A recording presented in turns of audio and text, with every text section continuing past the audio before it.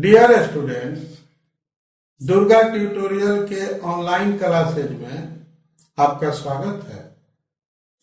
हम आपको पढ़ाने जा रहे हैं 12वीं कक्षा हिंदी गद्य खंड का छठा पाठ, जिसका नाम है एक लेख और एक पत्र। आइए शुरुआत करते हैं सबसे पहले लेखक परिचय से। करीब आ जा ऐ मौत, मैं हंस के तुझे गले लगा लूं, हर नौजवान के सीने में इनकलाब की सम्मा जला दूं। करीब आ जा ऐ मौत, मैं हंस के तुझे गले लगा लूं, हर नौजवान के सीने में इनकलाब की सम्मा जला दूं। फांसी का फंदा हमें महबूब की बाहों सी प्यारी है, सजाने को चमने हिंद हमने अपनी जिंदगी उजारी है। फांसी का फंदा हमें महबूब की बाहों सी प्यारी है, सजाने को चमने हिंद हमने अपनी जिंदगी उजारी है। कुछ इसी तरह की भावनाएं थी हमारे अमर शहीद भगत सिंह की, जिनसे हम आपका परिचय कराने जा रहे हैं। यूं तो उनका पूरा परिवार ही देशभक्त और क्रांतिकारी था, लेकिन भगत सिंह की देशभक्ति बेमिसाल है। भगत सिंह को क्रांतिकारी बनाने में दो घटनाएं प्रेरणादायक रही। करतार सिंह सराभा की फांसी, जिसकी तस्वीर वे हमेशा साथ रखते थे, और लाला लाजपत राय की पिटाई तथा उसके विरोध के कारण जालियांवाला बाग हत्याकांड। ये जालियांवाला बाग की मिट्टी हाथ में लेकर प्रतिज्ञा किए थे कि अंग्रेजों से इसका बदला जरूर लेंगे। इसी कारण से वे गर्म दल में शामिल होकर कई क्रांतिकारी घटनाओं को अंजाम दिए। 8 अप्रैल 1929 को बटुकेश्वर दत्त और राजगुरु के साथ केंद्रीय असेंबली में बम फेंका, लेकिन वहां से भागे नहीं, यह जानते हुए कि उनको फांसी की सजा मिलेगी।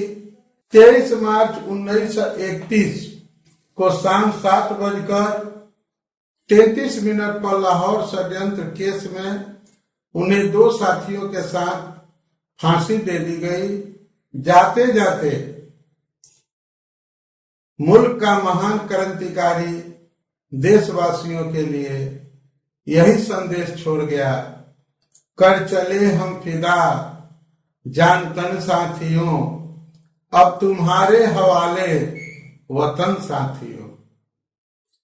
यहाँ पर एक उल्लेखनीय बात है कि जब किसी कैदी को फांसी की सजा दी जाती है तो जेल के अधिकारी उससे उसकी अंतिम इच्छा पूछते हैं। जब भगत सिंह से उनकी अंतिम इच्छा पूछी गई तो उन्होंने कहा कि मैं लेनिन की जीवनी पढ़ रहा हूं, मुझे पढ़ लेने दो। पहले एक क्रांतिकारी को दूसरे क्रांतिकारी से मिल लेने दो। फिर 1 मिनट बाद किताब छत की ओर उछाल कर बोले, ठीक है, अब चलो। ये थी उनकी जिंदगी की ये दिल्लगी, जो मुल्क की खातिर हमेशा सीने में उनके देश की आजादी के अलावा कुछ नहीं दिखाई पड़ता था। और ये आजादी के दीवाने अपने 2 साथी राजगुरु और बटुकेश्वर दत्त के साथ शहीद हो गए। अब आइए हम बात करते हैं परीक्षा के दृष्टिकोण से जो आपके लिए महत्वपूर्ण बिंदु हैं, जिसके आधार पर आप ऑब्जेक्टिव प्रश्नों का उत्तर आसानी से दे सकते हैं। इनका जन्म 28 सितंबर 1907 को हुआ था। हालांकि इनके जन्म तिथि के बारे में विद्वानों में मतभेद है।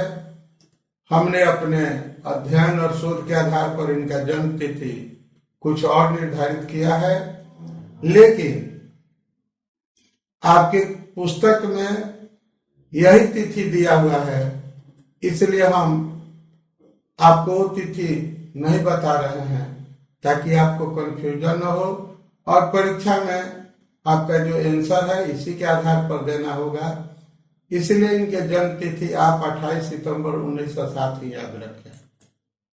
इनकी शहादत 23 मार्च 1931, जैसा कि हमने पीछे बताया है, शाम 7:33 पर लाहौर षड्यंत्र केस में फांसी के द्वारा हुई। इनका जन्म स्थान बंगा चक नंबर 105, गुगैरा ब्रांच, वर्तमान लायलपुर, जो पाकिस्तान में है। पैतृक गांव का नाम था खटकर कला, पंजाब। इनके माता का नाम विद्यावती था, पिता का नाम सरदार किशन सिंह था। अब इनकी शिक्षा दीक्षा की बात करें तो पहले 4 साल की प्राइमरी शिक्षा अपने गांव बंगा में हुई, फिर लाहौर के डीएवी स्कूल से वर्ग 9 तक की पढ़ाई किए। बाद में नेशनल कॉलेज लाहौर से एफए किया। आप आश्चर्य मत कीजिएगा, उस समय यह शैक्षणिक डिग्री थी जो आज नहीं है। बीए के दौरान इन्होंने पढ़ाई छोड़ दी और क्रांतिकारी दल में शामिल हो गए। अगर इनके परिवार की बात करें तो संपूर्ण परिवार स्वाधीनता सेनानी था। पिता और चाचा अजीत सिंह लाला लाजपत राय के सहयोगी थे। अजीत सिंह को मांडले जेल में देश निकाला दिया गया था। बाद में विदेशों में जाकर मुक्ति संग्राम का संचालन करने लगे। छोटे चाचा सरदार स्वर्ण सिंह भी जेल गए और जेल की यातनाओं के कारण 1910 में उनका निधन हो गया। भगत सिंह की शहादत के बाद उनके भाई कुलबीर सिंह और कुलतार सिंह को दिल्ली कैंप जेल में रखा गया था, जहां वे 1946 तक रहे। इनके पिताजी भी अनेक बार जेल गए। अब चूंकि यहाँ पर हम साहित्यिक संदर्भ में भगत सिंह का अध्ययन कर रहे हैं, तो आइए उनके साहित्यिक ज्ञान को भी देखें।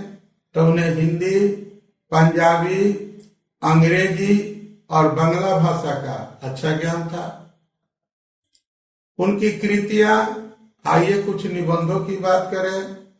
पंजाब की भाषा तथा लिपि की समस्या, विश्व प्रेम, युवक, मैं नास्तिक क्यों हूं, अछूत समस्या, विद्यार्थी और राजनीति, बम का दर्शन, भारतीय क्रांति का आदर्श, ये सब उनके प्रसिद्ध निबंध हैं।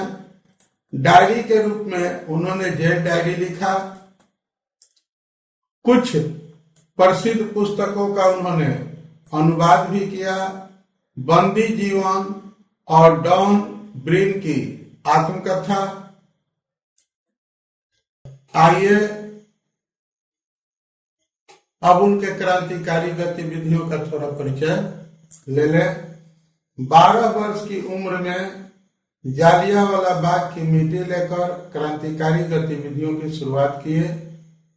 1922 में चौरी चौरा कांड के बाद 15 वर्ष की उम्र में कांग्रेस और महात्मा गांधी से इनका मोह भंग हो गया, क्योंकि गांधी जी बहुत सफलता के साथ चल रहे आंदोलन को चौरी चौरा कांड के कारण अहिंसा के नाम पर बंद कर दिए।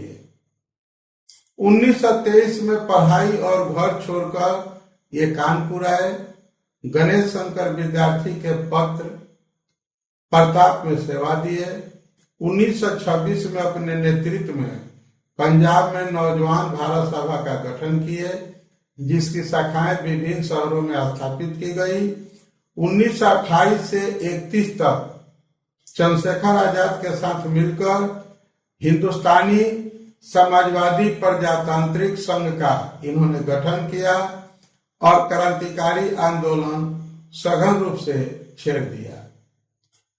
मैं आपको बात बता दूं कि जब ये चंद्रशेखर आजाद से पहली बार मिलने गए थे तो इनके कम उम्र को देखते हुए चंद्रशेखर आजाद को संदेह हुआ कि ये बच्चा गरम दल में कैसे रह सकता है। तब इन्होंने अपने हाथ पर मोमबत्ती जलाकर ये चंद्रशेखर आजाद को सबूत दे दिया कि वह मुल्क की आजादी के लिए कोई भी दुख तकलीफ सितम सहने को तैयार हो सकते हैं। 8 अप्रैल 1929 को बटुकेश्वर दत्त और राजगुरु के साथ केंद्रीय असेंबली में बम फेंका और गिरफ्तार हो गए। इनकी पहली गिरफ्तारी अक्टूबर 1926 में दशहरा मेले में हुए बम विस्फोट के कारण मई 1927 में हुई थी, लेकिन उसके कुछ दिन बाद ये जेल से बाहर आ गए थे और 8 अप्रैल 1929 के बाद ये जेल से बाहर नहीं आए। इन पर मुकदमा चलाया गया और इनको फांसी दे दी गई। आइए अब हम बात करते हैं पाठ सारांश की। तो आपके पाठ्य पुस्तक में एक निबंध और एक पत्र दिया हुआ है। सबसे पहले हम जो निबंध है उसका विषय है विद्यार्थी और राजनीति, उसकी चर्चा करते हैं और उसका सारांश आपको बतलाते हैं। भगत सिंह विद्यार्थी और राजनीति के माध्यम से बताते हैं कि विद्यार्थी को पढ़ने के साथ ही राजनीति में भी दिलचस्पी लेनी चाहिए। यदि कोई इसे मना कर रहा है तो समझना चाहिए कि राजनीति के पीछे घोर षड्यंत्र है, क्योंकि विद्यार्थी युवा होते हैं, उन्हीं के हाथ में देश की बागडोर होती है। भगत सिंह व्यवहारिक राजनीति का उदाहरण देते हुए नौजवानों को यह समझाते हैं कि महात्मा गांधी, जवाहरलाल नेहरू और सुभाष चंद्र बोस का स्वागत करना और भाषण सुनना यदि व्यवहारिक राजनीति नहीं है तो और क्या है। इसी बहाने वे हिंदुस्तानी राजनीति पर तीक्ष्ण नजर भी डालते हैं। भगत सिंह मानते हैं कि हिंदुस्तान को इस समय ऐसे देश सेवकों की जरूरत है जो तन मन धन देश पर अर्पित कर दें और पागलों की तरह सारी उम्र देश की आजादी या उसके विकास में न्यौछावर कर दें, क्योंकि विद्यार्थी देश दुनिया के हर समस्याओं से परिचित होते हैं। उनके पास अपना विवेक होता है, वे इन समस्याओं के समाधान में योगदान दे सकते हैं। अतः विद्यार्थी को पॉलिटिक्स में भाग लेनी चाहिए। उनके इसी सिद्धांत का अनुसरण करते हुए जब इमरजेंसी के खिलाफ जेपी अपना आंदोलन शुरू किए थे, संपूर्ण क्रांति की शुरुआत किए थे, तो उन्होंने सबसे पहले छात्रों को जो है राजनीति में शामिल किया था और उनके राजनीति से कई छात्र नेता पैदा भी हुए थे। तो इसके साथ आपका ये पहला पाठ सारांश विद्यार्थी और राजनीति समाप्त होता है। अब बात करते हैं पत्र की, जो पत्र उन्होंने सुखदेव के नाम लिखा था। ये पत्र सुखदेव द्वारा लिखे गए पत्र का जवाब है। सुखदेव के पत्र का जवाब देते हुए भगत सिंह लिखते हैं कि बदली हुई परिस्थितियों ने हमारे विचारों को भी बदल दिया है। जो विचार हमारे लिए उचित थे कभी आज अनुचित लगने लगे हैं। आत्महत्या एक घृणित अपराध है, यह पूर्णतः कायरता का कार्य है। कोई भी मनुष्य इसे उचित नहीं ठहरा सकता, लेकिन आज मेरा मानना है कि मानव किसी भी कार्य को उचित मानकर ही करता है। जैसा कि हमने केंद्रीय असेंबली में बम फेंकने का कार्य किया और वहां से जान बचाकर नहीं भागे थे, यह जानते हुए भी कि हमें फांसी दी जाएगी। यह मृत्यु भी सुंदर होगी, परंतु आत्महत्या करना अपने केवल दुखों से बचने के लिए कायरता है। हम देश प्रेम में जान देंगे। हमारी मौत आने वाले वक्त में कई जिंदगियों को आजादी देगी। जो मौत मोहब्बत में आए वो जान से बढ़कर प्यारी है। इनकलाब भरा दिल रोशन है, यहाँ छाई बहुत अंधियारी है। यानी कि भगत सिंह कहते हैं कि अगर देश प्रेम में ये जान भी चली जाए तो जिंदगी से ज्यादा हसीन होगी। हमारे दिल में आज भी इनकलाब की रोशनी है। मैं मानता हूं कि जेल की काल कोठरी में अंधेरों में हमारी जिंदगी खो गई है। इसे एक बार और सुन ले। जो मौत मोहब्बत में आए वो जान से बढ़कर प्यारी है। इनकलाब भरा दिल रोशन है, यहाँ छाई बहुत अंधियारी है। वास्तव में यदि आप अनुभव करते हैं कि बंदी गृह का जीवन अपमानपूर्ण है, तो आप उसके विरुद्ध आंदोलन करके उसे सुधारने का प्रयास क्यों नहीं करते हैं? मैं मानता हूं कि बंदी गृह का जीवन समस्त विचारों को रौंद देता है। जेल के नियमों के अनुसार हम जीवन के निराशाओं का विरोध करते रहे। एक बात मैं स्पष्ट करना चाहता हूं कि हम लोग स्वर्ग नरक, पुनर्जन्म अर्थात भगवान के द्वारा जिंदगी के हिसाब किताब में यकीन नहीं करते हैं। मुझे विश्वास है कि मुझे मृत्यु दंड मिलेगा। मुझे क्षमा या नर्म व्यवहार की तनिक भी आशा नहीं है। परिवर्तन क्रांति के बिना संभव नहीं है। मैं जीने के बजाय यह चाहता हूं कि मेरी मौत से देशवासियों को खुशी मिल जाए, बस यही, इससे अधिक कुछ नहीं। इसी के साथ आज का ये चैप्टर समाप्त होता है। आज का वीडियो देखने के लिए आप सबको थैंक यू, धन्यवाद। आप देखते रहिए। फिर हम आपके लिए एक दूसरा वीडियो लेकर आएंगे। और हमारे चैनल को अब तक आपने सब्सक्राइब नहीं किया है तो जरूर सब्सक्राइब करें।